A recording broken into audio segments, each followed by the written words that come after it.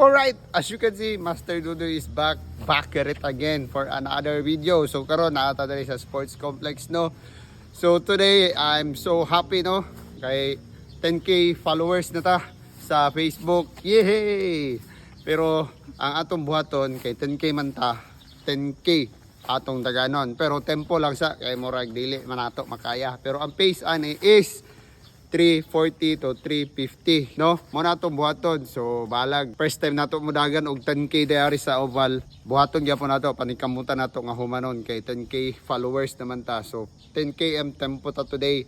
So, salamat kasi inyong mag-suporta do. Nga nag-like o nag-share o labi na sa nag-follow sa ato mga video. Thank you kayo. Kaniga video para sa inyo. Dawatan ninyo ni nga pasalamat ni Master para sa inyo. So, without further ado, let's do drills. Let's go!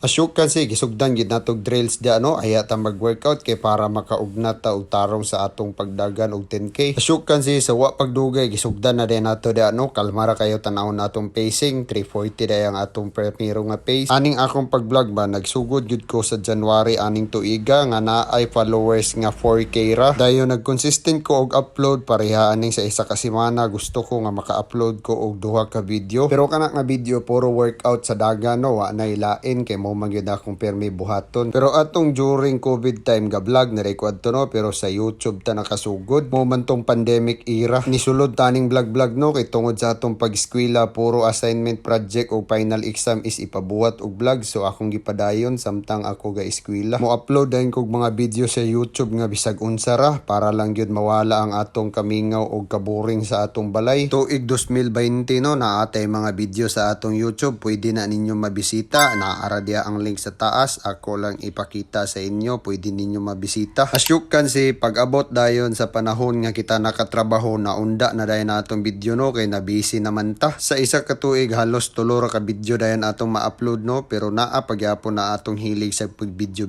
ug ani dayon tuiga sa January naka-realize din ko nga magbalik na ko og vlog para ma-record na ko ni tanan ang akong grind sa pagdagandagan para pang future og past purposes pod nato nino i-record nato ang atong ginabuhat. Asyukan si aning panahon nakuha ginato ang 10k no so niana gid ko sa akong kagalingon nga pag ma-reach na ko ning 10k followers ako gining daganon ang 10k nga tempo kay sulod sa 7 ka bulan nakuha gid nato ang 10k no nga nagsugod ra ta sa 4k. Kaning 10k followers nato ginatawag ko ni sila og 10k supporters no dili followers. Supporters kay tungod sa inyong suporta nga gipakita nga niabot tag 10k padayon pagyapon tag grind og buhat og video sa mga inaani nga kalihukan no. Magpasalamat day ko sa inyo no kay tungod sa inyo naatay gana mo upload og mobuhat og video. Pasalamat pod ko sa akong pag-ibig no kay siya kugi kay mo kuha sa kuha og video bisag kapoy og hangak na siya maningkamot gyud nga maka-film sa ato ang pagdagandagan para naatay pang upload. Asyukan si tungod po ani pag video makita nato nga kinahanglan gid ta mo lihok. Alright, as you can see,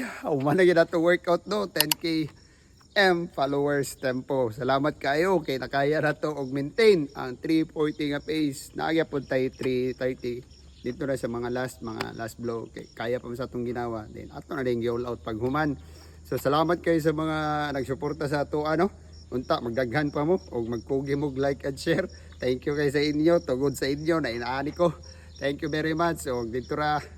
Daghang salamat. Master is out. Peace and love. Lihok tao.